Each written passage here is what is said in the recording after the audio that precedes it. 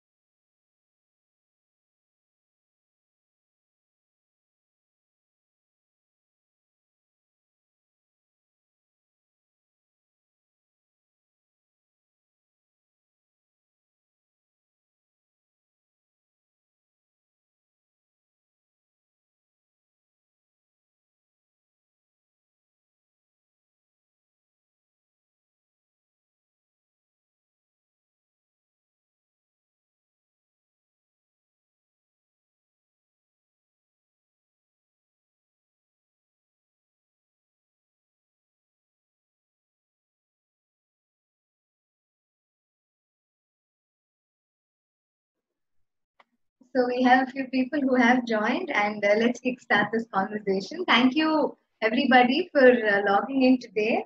Happy World Music Day, happy International Day of Yoga, and happy Father's Day.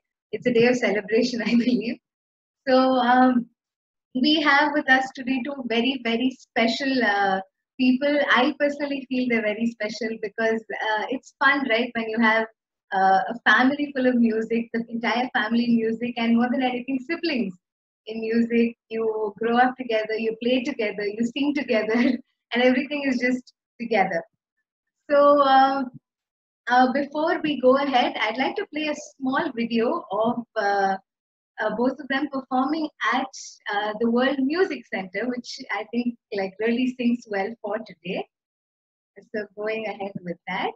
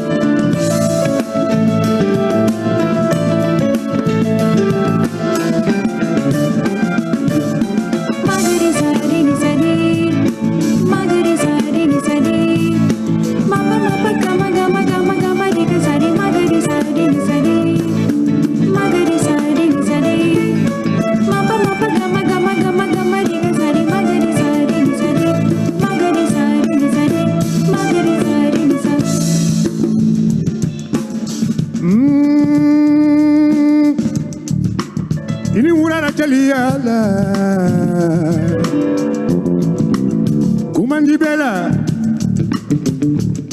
alini urana kumandi bela dunia wo fa dunia lo mandia dan chol bala tamana bala tamanele kembulu kembule kembutene mawulu kembutene mbale trawulu tara kule trawale wulu masawula ndindi masawula mba itonyala bintu itonyala ambi solombe indiale na duwale jabita jewada namaskarum Wolko namaskaru jewada India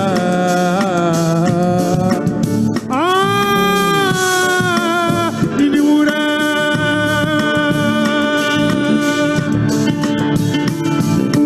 Magari sari ni sari Magari sari ni sari Mapa mapa gama gama gama gama ni sari Magari sari ni sari Magari sari ni sari Magari sari ni sari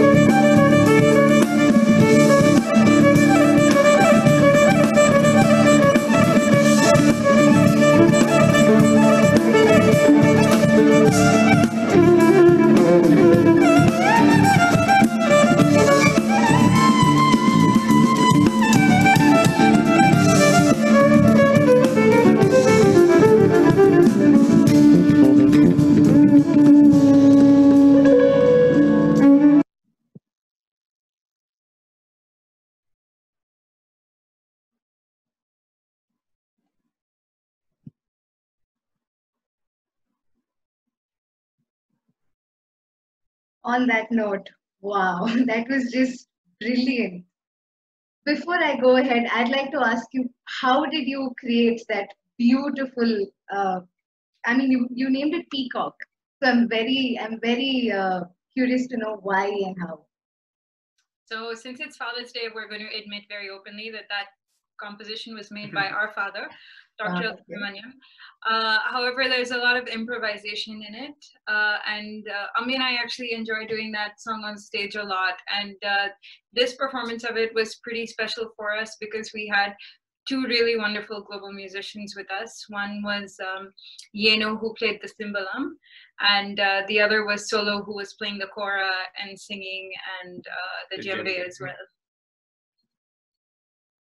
Yeah, but it's always a lot of fun doing that piece because I mean, you can play it 100 times and every time it'll sound different. Yeah. Okay. So this duet introduces themselves or calls themselves Subramania, and I think it's really cute that you came up with that name. So a short introduction about them. Of course, we all know them far and wide, but still, it would be unfair to go ahead without acknowledging the great things and the legacy they come from. So Bindu Subramaniam is a songer and songwriter, entrepreneur, author, and music educator. And she's been described as a third-generation prodigy by the Hindustan Times.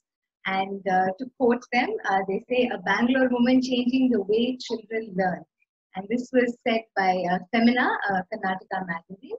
And the Times of India calls her an assured young soprano. And Ambi Subramaniam is known as the new king of Indian violin. Again, this was given to him by the Times of India, Bangalore.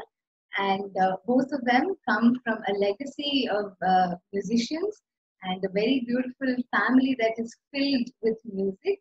And I welcome you all. And one of the reasons we wanted to bring them on board on Music Day was to know how it is to grow in a family of music and also take to music as a profession, continue the legacy, and not as two individuals but as siblings together.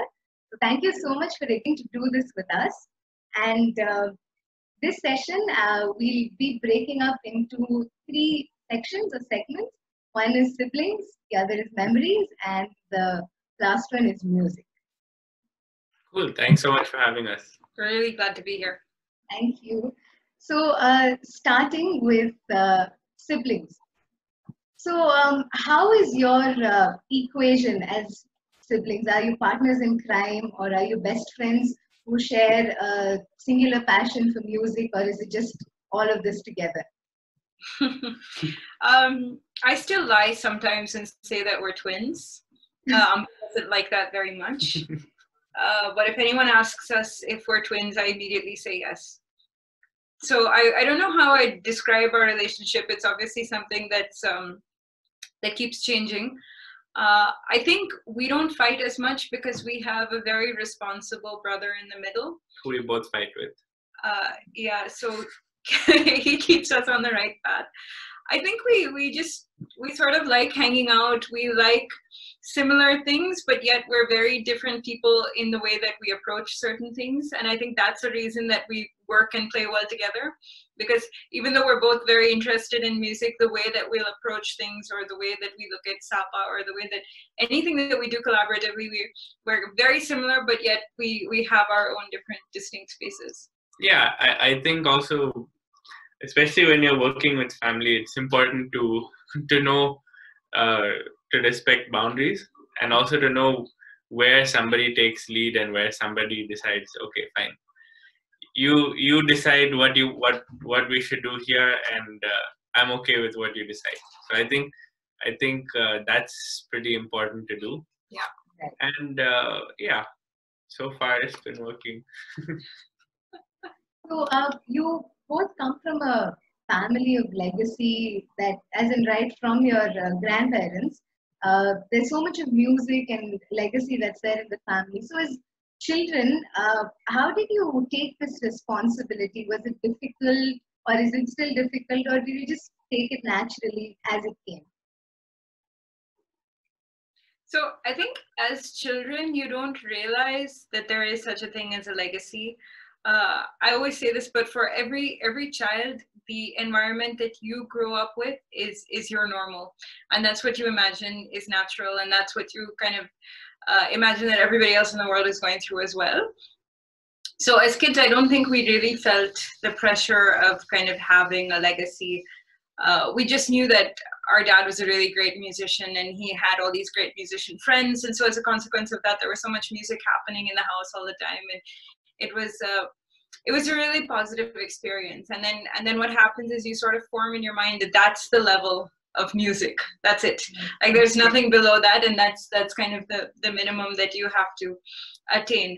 But then definitely when we started hitting teens and kind of late childhood, then there comes this realization, not from your own family, but from the people around you who sort of start putting these expectations on you, saying that, okay, so what are you doing? You are the child of so-and-so. So how are you going to take it? Or are you going to be like your dad? And I don't think people mean it in a bad way necessarily, but it's just like, oh, are you going to be like your dad? Are you going to be like your mom? And, oh, how will you ever get that good? And then there are these comparisons that start. And I think it's really important in situations like that to stay grounded and realize that you are extremely fortunate to be standing on the shoulder of these giants, but it's really up to you to form your own identity and your own path and stay respectful of the tradition that you come from, but not feel like that's something that you have to live up to every day, or that's something that you necessarily have to stay within. Yeah, I think personally for me as well, I mean, I grew up playing a lot with Appa on stage and all of that. I think one plus point was that I got in pretty early. Because I think the later you start, the later you go on stage and you're exposed to all of that, then your mind starts working more and more, and not necessarily in a good way. So then I mean, when you're younger, you like music, so you go and you're going and playing. Okay, today you're playing at home, tomorrow you're playing on stage. It's not very different, and I think if you're lucky enough to have some positive experiences when you're a child, whether it's playing in front of 5 people or 500 or how many ever, and then you have that experience of going and performing for somebody and feeling good about it. Whether you're playing great music or not, I think that is that does a world of good.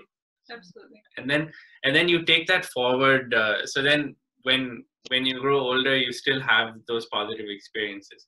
So even if you're playing and you're not feeling great mentally on one day or whatever, then you still have those positive experiences behind you.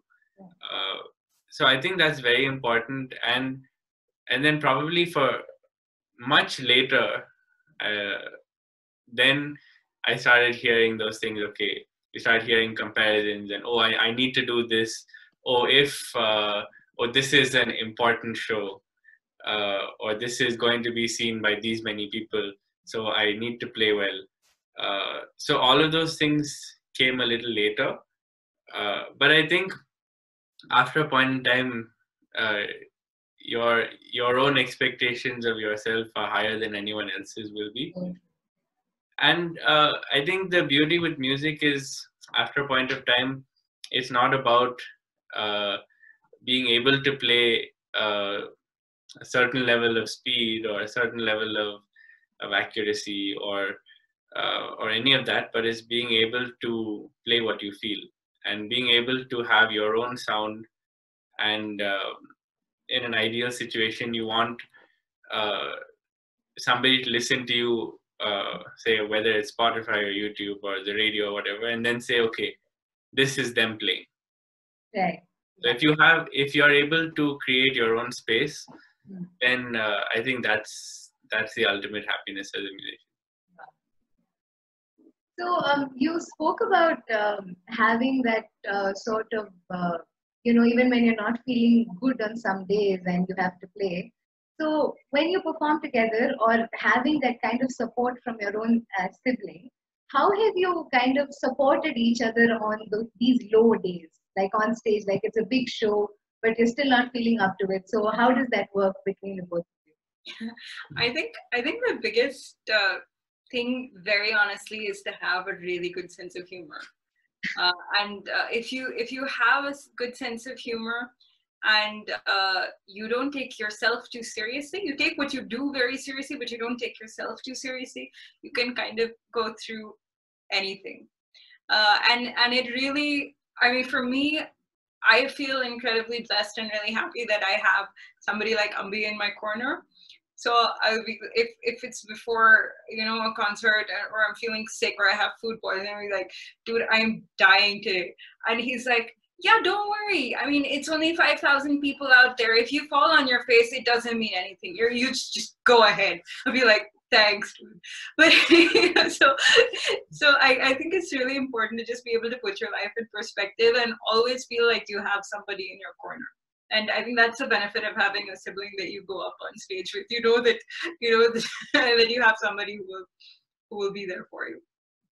Yeah, and I think so. Roles should be a little fluid at times. So sometimes, for example, like if one of us is really not switched on, or for some reason something's not okay. And I think that's also, I mean, not only with Bindu, but the amazing musicians that we work with. So one thing, we're really lucky to be able to work with musicians of that caliber so often. So sometimes you go on stage and somebody is having a great day. So like I may be having an off day, but my keyboard player may be having the best day of his life. So then let him shine. So then if he's having a great day, then I would probably take a back seat and let him kind of. And we all rise because of it. I mean, I think that one of our favorite pictures of us together is taken during the show that we did at NIT Trichy, where we're both in blue and we're just like laughing, okay? And that was actually because our piano player just had like the most epic day. So he was doing this solo, and he went somewhere and he went somewhere else, and it got to the point where all of us are like, go dude, like we're just watching it. Please continue. Yeah, so I think that's the amazing part about the kind of music that we do, because it's also very improvised. It's also there's a lot of give and take. So when you have amazing musicians around you, sometimes it's nice to just kind of stand back for a second and watch them do their thing, and that lifts you so much. So after something like that, then you can't not be inspired. So then after something like that, then I'll pick up the violin and feel a little better, and then play a little better. Yeah. And so you said that you're like different, like you have common interests, but you approach them in different ways. So like how siblings always quarrel, like I have an elder sister and we're always at each other's heads. So do you have that also? I mean, when it comes to music, do you like fight over, no, we do this song, no, we do that song, or I come in here, you come in here. Do you have some things like that? Surprisingly, we don't fight about that, but what we do fight about is like, it's your turn to clear the table after dinner. It's your turn to load the dishwasher. But like with music and stuff, I don't think we actually fight because we both have this kind of work ethic that it's like, if you want to do the song and I want to do that song, let's do both. And then because we're doing two, let's do one more.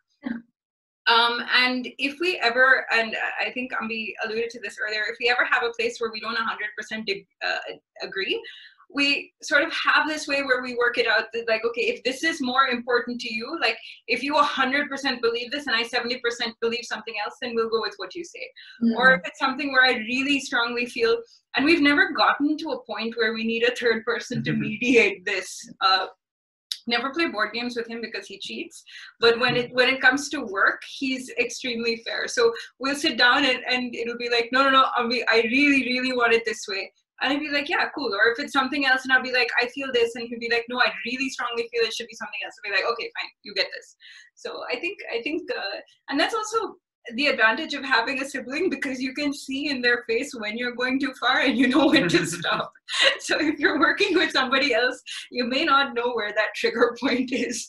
Yeah, and a lot of times, a lot of these disagreements or different points of view are more trivial than you think they are. So sometimes you may think that something is better, but that's just your point of view. So sometimes,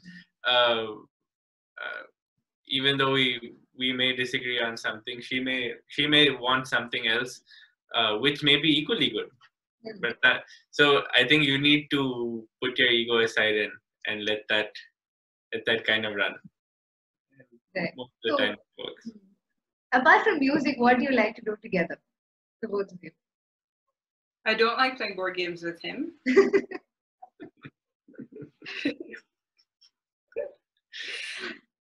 We like hanging out with our cats. As boring as that sounds, we have a house full of cats, so a lot of time is spent interacting with them.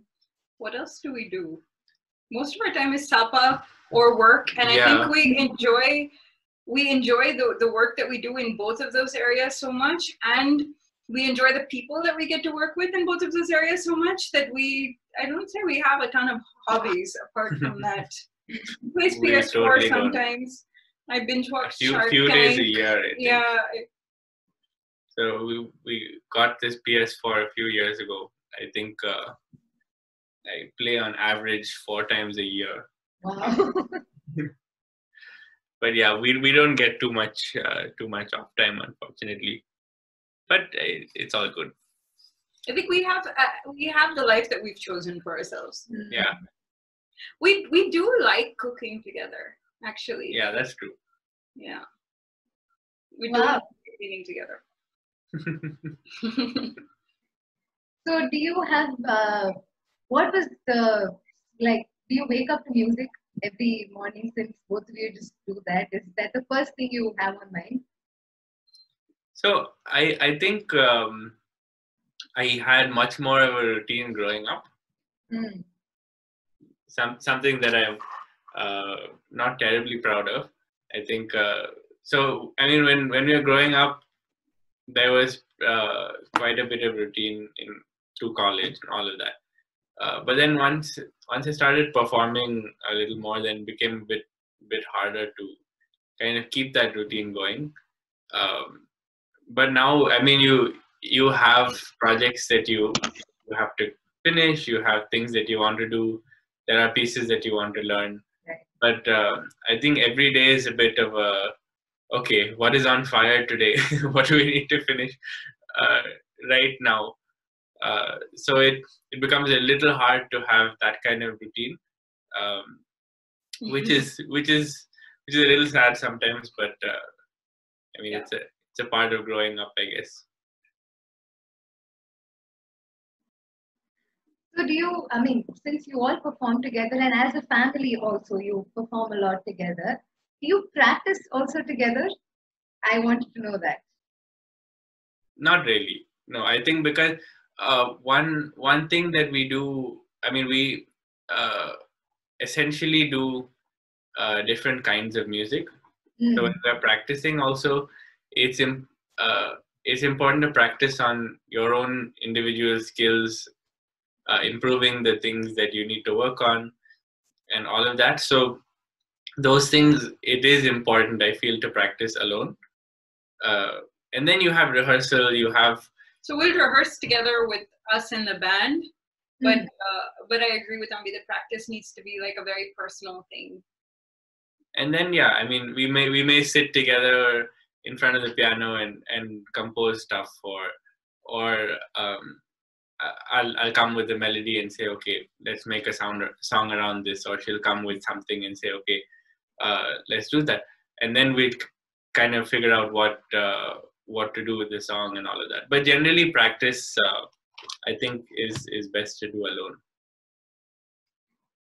Nice. So I got an idea of how you work as siblings and musicians, professional musicians. Now, coming to the aspect of memories.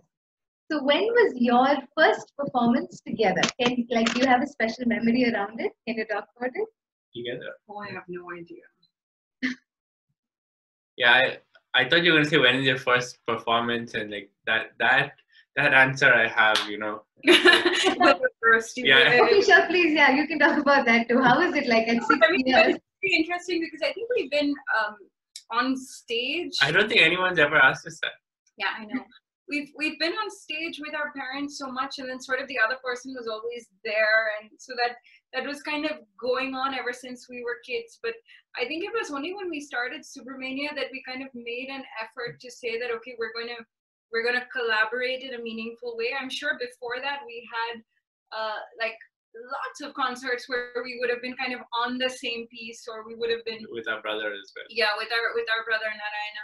We used to do a lot of these shows when we were kids, 7, 8, 9, that age where, you know, 3 of us would be singing chorus for something, or like suddenly my dad would say, okay, this is a song, this is your line. Tomorrow is the concert, learn it and let's go. So we've done so many of those things, but and I have no idea when the first one was. But it was really with Subramania that we kind of made this concentrated effort to work together. And a few times we've dragged our brother in as well to perform with us. He doesn't love it, but he does love us, so he comes sometimes. But yeah, Subramania would, I think, be the first time that we really started working on stuff together. And I think also there was, like you're saying, there was an effort to make sure that it wasn't like it wasn't a piece that I wrote and she's trying to figure out what to do, or it's a song that she wrote and I have to kind of figure out how the Carnatic violin fits into a pop song. And quite honestly, that can be a challenge if you're not paying attention to it, because as he said, we come from different styles of music. We're from the same family, and we've had very similar learnings as children, but where we are currently as musicians is sort of different spaces that tend to overlap. So if I'm in a very, very like singer-songwriter pop space, or he's in a very, very Carnatic space, then there's limited ability for us to interact in those atmospheres. But when we're looking at working together, we both come into spaces where we know that okay, this is something that Ambi can really do something brilliant with, or he'll be like, okay, this is where I feel like Bindu would be really good at, and so that's also important, I would think. And can you, Ambi, you said you can probably talk about your first performance, right? So I'd like to listen to that. How was yours at 6 years? How is it to be on stage? First with your father, but still all of the crowd, the lights. How is it? I think the first time when I was 6 was I was on stage with my brother, and we were singing something. I don't quite remember what we were singing. I think it was in Chennai. And then when I was 7, I played the violin for the first time. It was in Sri Lanka, actually. But I think probably seriously when I mean, there were performances that we would do and that kind of thing. But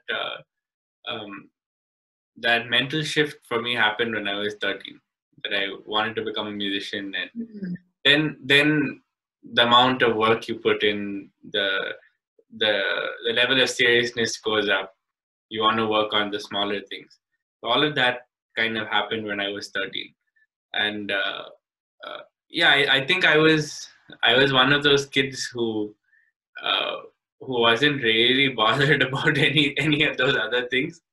We're very, very, very lucky to have been one of those kids. So I didn't really feel stage fright or any of those things. I just kind of went on stage, played the violin because I like playing the violin, and those kind of things. And I think our parents were very good at kind of cutting out the noise. So I used to remember after every show, Appa would come and say, okay, this is not okay. You need to work on this. You need to work on this. So at that point, you do feel a little bit like, okay, sometimes you feel like they may be a little overcritical, but at the same time, I think over a period of time you realize it's really good that you don't hear all of the things that everybody says when you're kind of on stage, because there may be positive things, there may be negative things, there may be things that people are saying with a purpose. So it's important to kind of cut everything out. And a lot of that is not real. And I think as a child, you need to be protected from that because you don't realize that it's not real. And if you're kind of taught as a child, if you're grounded, and if you realize that kind of everything you're doing is in service of that music and doing a better job for yourself, then when you're an adult, you're in a much more, I would say, positive mental space, because it can get to you. It can be like, because one day everybody's just saying that you're the best thing and you're the greatest, and someone's just, they're tripping over themselves to give you an award, and then the next day they're like, oh, he's lost it, he'll never be this, and what is, and it's very fickle. So if you're in service of that, or if you're in service of likes, and if you're in service of shares, and if you're in service of, you know, traction on social media, then it's a completely different path. But, and I think we're extremely fortunate to have parents who don't care about that as much. So that has kind of given us a grounding where we want to create something that's meaningful, and we want to engage with people in a very positive, meaningful way. Like if we have light, we want to share it. But we don't live and die on somebody saying something really wonderful or really horrible about us. So, do you have that like one performance that you hold really close to your heart? Like that one performance, I can go back to that any day, anytime. For me, it's always the next one. Like, because I think stage is really a happy place. And I think we've heard that so many times that, gosh, you guys look like you're having way too much fun, because we don't take ourselves seriously, and we have a great set of musicians that we work with. So for me, concerts are incredibly fun, and all of them are really rewarding. And I kind of like to believe that the best is yet to come. So I'm always kind of looking for the next high. I'm sure Ambi has a different answer. And that's the difference between both of us. Like, he's very organized. Like, he's accessing a particular memory in his brain of a very memorable concert. And I'm like, I've forgotten everything that's happened till this moment. You know, a couple of concerts I think were very memorable for me. No, I think one show. So my dad always used to have this distinction about you know, somebody who plays music and somebody who's a musician. So so growing up, he used to tell me, yeah, you play music, but you're not a musician. So okay, thank you so much. But then finally, I think when I was 16, we had a nice show in Lille in France with this amazing orchestra and everything. And I remember the show going well. And then at the end of the show, my dad is like, okay, now you're a musician. He took it back the next day, but I mean, and that doesn't count. Did he give you a crown to go with this, or like a shawl, or was there some felt kind like of he ceremony? It felt like he gave me a crown. But yeah, I mean, there are a couple of there's one, like, I remember the first tour we did in South Africa. That was very cool for me because there was also, we did a couple of very, very, very different kind of shows, and it was all a Carnatic tour. And then one show was like this typical concert hall, very, very serious, that kind of show. And then the next show we did was for this World Music Festival, where there were no seats. Everybody was standing up. There was this amazing Brazilian guitarist before us, and he was getting the audience to dance, and it was so he was amazing. And then we were the closing act for the night. And then I think it was about 11 o'clock, 11 p.m. after all that energy, and then we are doing straight classical. So it was really cool to see how my dad kind of played the show and kind of use that energy and kind of structured the performance so that it worked for the space, but it was still very traditional music. So I think some of these shows are really nice, but also, like she said, I mean, we do really enjoy performing. So sometimes you're also kind of chasing a feeling. Yeah. So you're on stage, you have a certain calm, and that's something that you really enjoy. And I think one thing that this musician once told me as well, it's kind of nice also to play what you're feeling. So it's not only like, okay, when I'm on stage I need to be like this, when I'm playing this I need to be in a certain mind space. Sure, when that happens, that's great. But if you're upset with something, if you're angry with something, if you're happy with something, bring it out in the music. That's fine. Yes, that's what would reach also, right, to the audience. That would reach the most when you're Absolutely, because you're honest to what you're feeling at that point. right.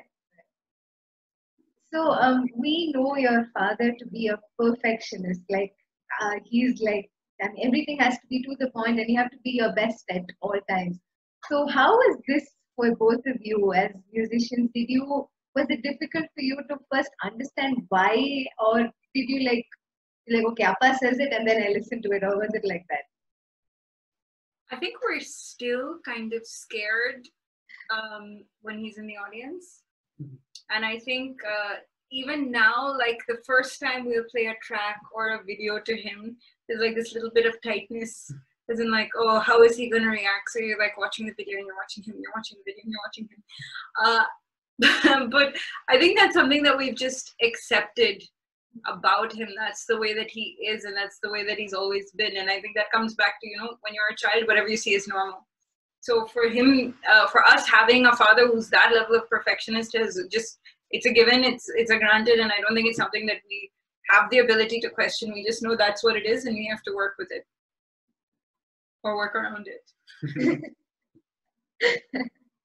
Yeah, but I think that's something he's really taught us: attention to detail. And yeah, I think most of the time it's a good thing. So do you have more memories with your family as a musical family, or just as in, I mean, do you have like normal memories of getting shouted at for something, or you go on a holiday together or something like that, like normal things? I get shouted at my daughter, not my dad.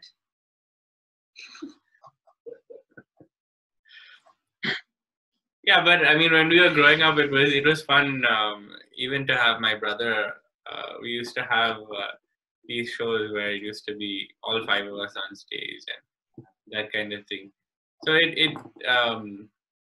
those, I come to think of it now, I mean, those shows must have been very tricky for our parents to kind of figure out, because all of us are doing different things.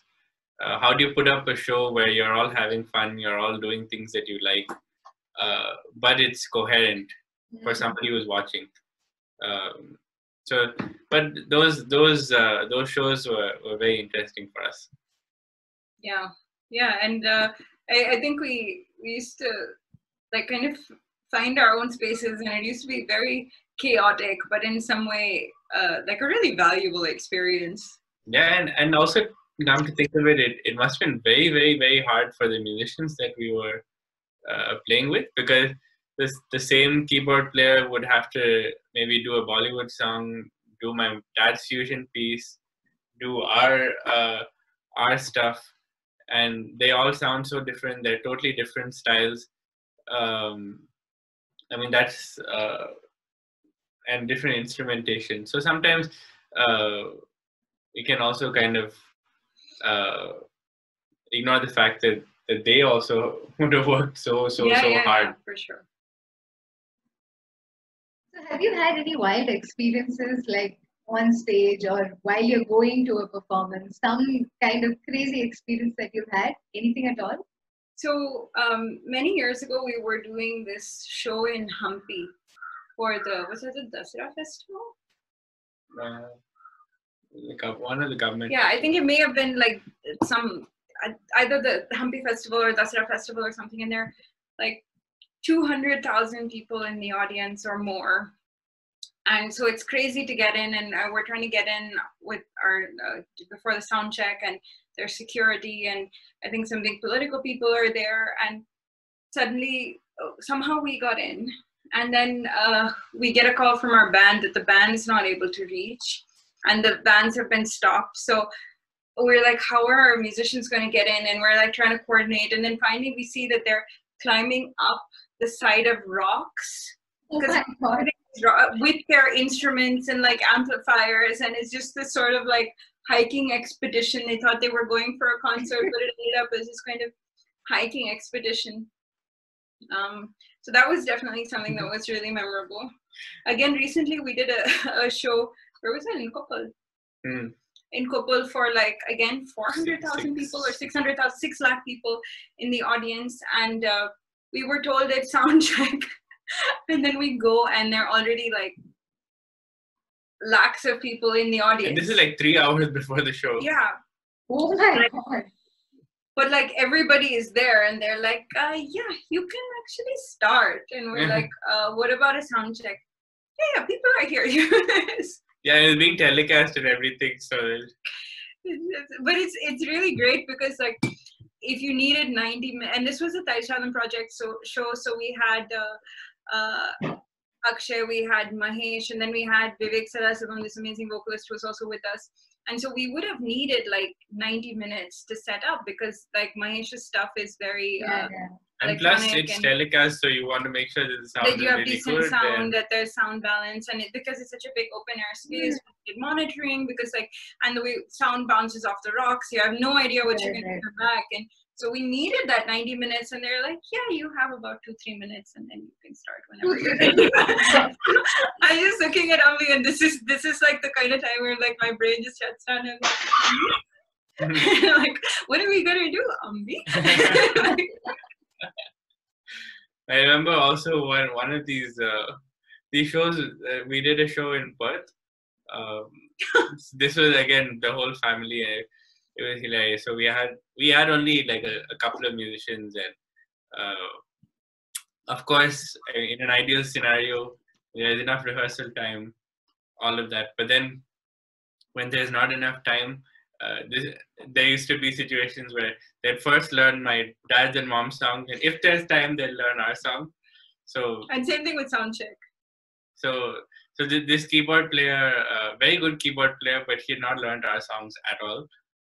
But then, so we did a rehearsal and all of that, and so the show again was this big open air thing, and they drop you off somewhere, and then you have to walk about half a kilometer, and then so just before we are going on stage, this guy comes to me, and he's like, Ambi, can I quickly go to the bus for a second?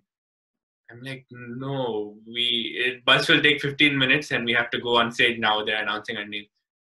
Oh, okay, no problem. I'm like, what happened? No, it's okay. No, what happened? I left the music sheets in the bus. So, oh my God. So then he goes on stage. He's supposed to start the song, because very intelligently, since we both write with the piano, most of our songs used to start with the piano line, and then we come in. So I look at him to start. He's looking blankly at me. And just smiling back. He's smiling. Then I'm giving him like 1, 2, 3, 4. He's just looking at me, smiling. Then after like 10 seconds, he just looks at me and shakes his head. I'm this is like, no. So then I look at her. I start playing the piano line, and she comes in. There's another funny thing like that. You remember once we did this gig at an open air place, and there was a jazz standard we were doing in between, and we always have great musicians, okay, but like suddenly the bass player who was not our regular bass player, okay, our regular bass player is Keith Peters, and he's absolutely boss, and we love him, and he's a legend, and so the story is not about Keith. So we had this other bass player who's in, and we're doing the jazz standard, and everything is going well, but like halfway through the piece, our man starts playing a lot of very questionable notes. Okay, so like the bass line is different, the notes are different, but surprisingly there's a lot of him in the monitor, so I'm looking confused. And I just turn and I look at Ambi and I turn, and then we see that his notes have just flown off to the corner of the stage by the drummer. So he didn't stop to go get the notes because it's the middle of the song and he's just playing. So I'm like, huh, interesting. Oh my God, this is, I thought there'd be one, but then I guess there are a bunch of memories like this. Wow. But it's fun because you never know what you're going to get on stage. You never know. But that's the fun part, because it's always a challenge. And like, okay, now what do I have to do? So I wanted to ask you one thing. Have you both, or any of you, had the opportunity of, or probably not learning, but just sitting and practicing with your grandfather by any chance?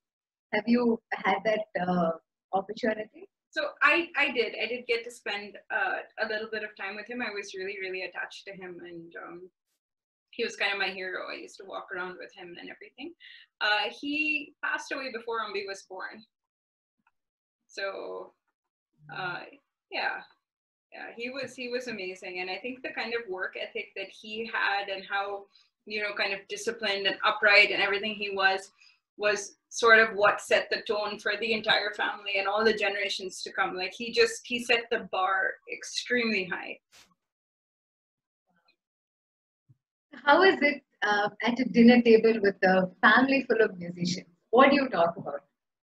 Which note to play, which song you like? How is the conversation at the dinner table? Well, I think earlier it used to be only about music. Now we kind of try to consciously not talk about music. Also, when I think that's something that my brother also said, okay, let's not discuss anything music or work, or no work, yeah. No work at the table, which is kind of nice, because otherwise you just get into that cycle 24/7. So it's nice when you're all together to kind of talk about something else. Yeah. She loves it when I talk about cricket. Okay, I think memories was a really fun section for me. How was it for you? Awesome. Very nice.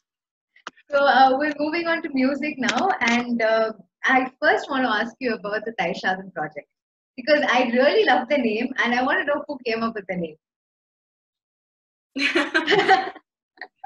Yeah, I think the idea behind the Taishadam project, calling it the Taishadam project, is what we're doing is very traditional, but we're kind of presenting it in a new way, and it's calling it the Taishadam project was just our way of respecting our roots and where we come from, and kind of owning the fact that sometimes Taishadam is used as a derogatory, oh, like there's such Taishadams. So we wanted to take that back, because also if you look at Taishadam, or if you look at traditional stuff in general, when you need it, it's there for you. So like that's your comfort food, that's your comfort music, is what we were trying to create. So to own that thing of, yeah, Taishadam is us, and we think it's great, and we're really proud of where we come from, and yet we can experiment and do different things with it. So that's kind of what the idea was. And when did this start off? As in, how did you all come together? And because I love the music you all make, it's just brilliant. Oh, thank you so much. Thanks a lot. So actually 2 years ago, this friend of ours, Shanti Omkar, she kind of contacted us, and she contacted Mahesh, and she was like, you guys have to meet, and you need to do something together. So I mean, she's somebody that we've known for a long time, and whose opinion we value tremendously. Yes. So then, of course, I heard some of his stuff, and I loved it, and so then we kind of decided to do one track together. So we took Coldplay, Something Just Like This, and we're like, okay, let's see how we can make it sound. And we worked on it completely remotely. Like Mahesh was in Dubai at that point, and yeah, so he would send us the track, we would add our stuff, and all of that was going back and forth. And then we decided to shoot the video.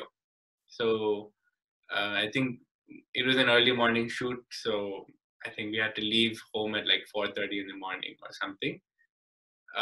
And he came to Bangalore at like 12:30 at night. So that was the first time we actually met him. So essentially, he came at like 12:30 at night. He knocked on our door and like with this like gigantic suitcase, and this guy that big we'd blue never met suitcase. before. Yeah, his trademark big blue suitcase, and that was our first ever meeting of him. And then like a few hours later, we are up and heading towards the place to shoot the video. And like I remember spiders were falling from the trees, so Mahesh was like, "Oh no, there's spiders!" So like that was our first kind of impression of him. And then it just felt like really natural. We decided that, you know, we have one brother, we could do with another. So we adopted him, and Mahesh has been part of the family ever since. And then he moved to Bangalore, which I am taking total credit for. His mother is very proud of me because now he eats vegetables.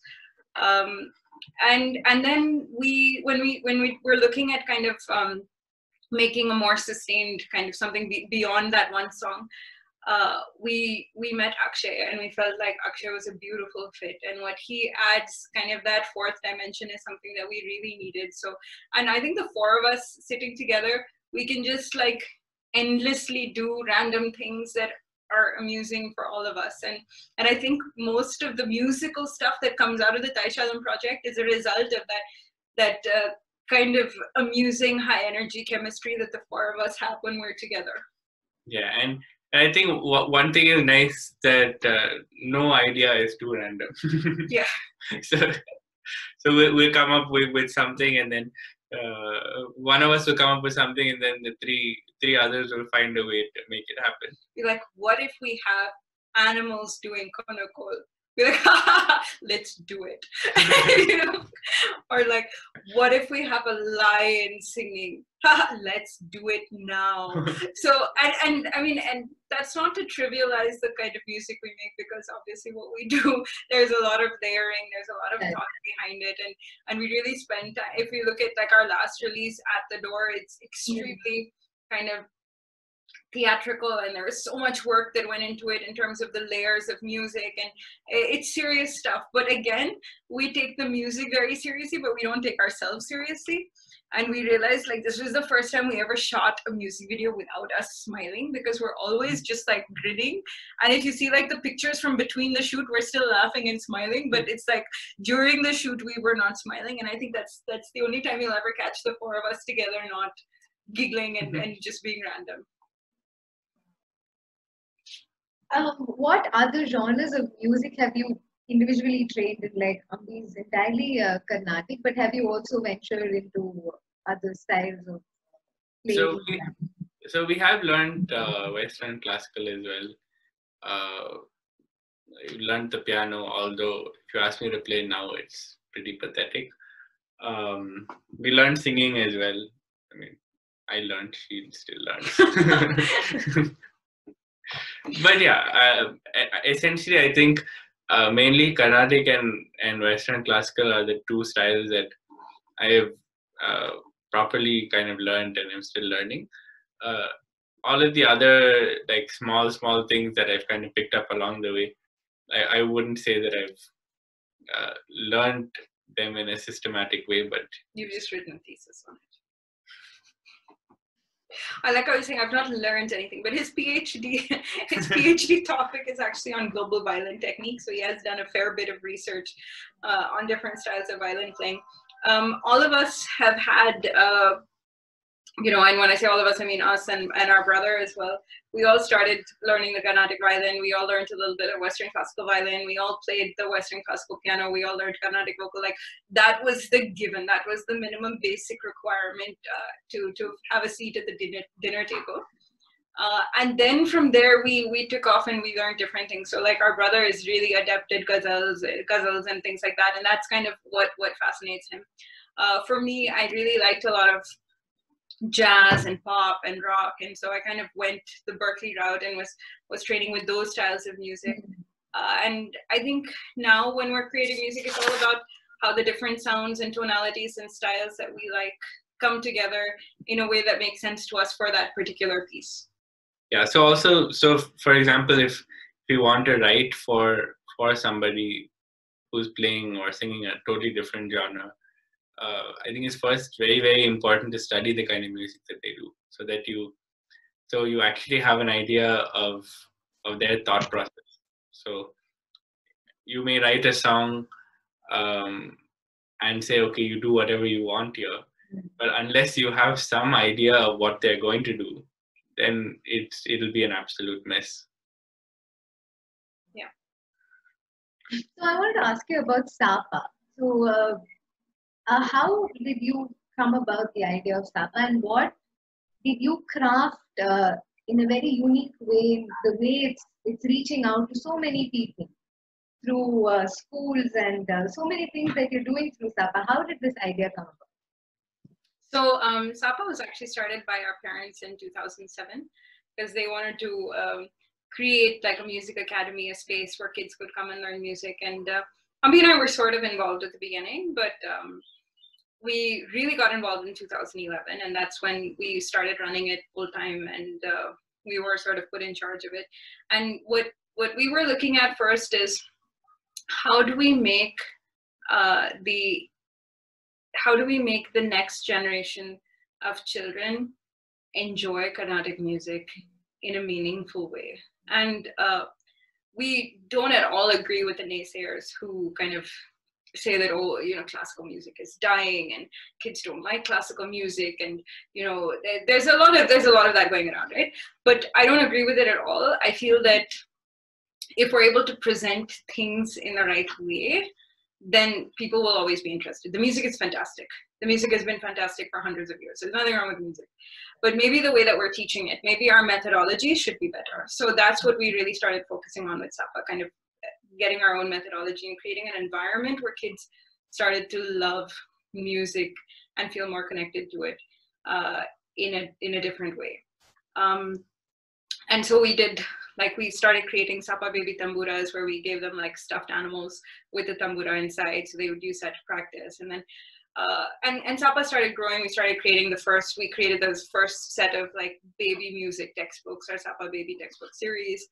And then from there, we started realizing that we wanted to reach out to a wider audience, and not just Carnatic music, because global music is something that we believe a lot in.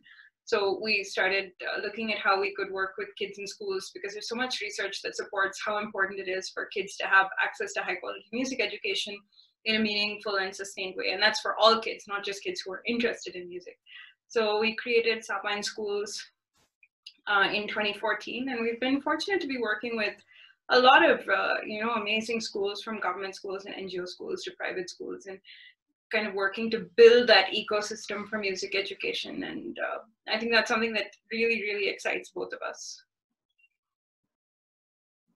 And I wanted to ask you, I mean, when I was watching Peacock, I saw that fusing different styles and genres of music and experimenting on how you can blend all of this and bring it together is something that I really found in all of your works. And is this an inspiration that you get from your father?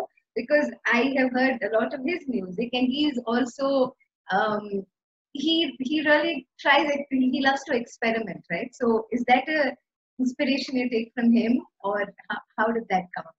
Yeah, definitely. I think also growing up, one thing that he kind of taught us, that there is no such thing as a good genre or a bad genre. So there's whatever music that you want to do, it's important to kind of, if you find a great musician somewhere, it's important to kind of study what they're doing and create something where everyone is equally comfortable. So that is something that we've kind of seen him do growing up. And I think each person individually, you will like certain things, you will like certain genres more than others.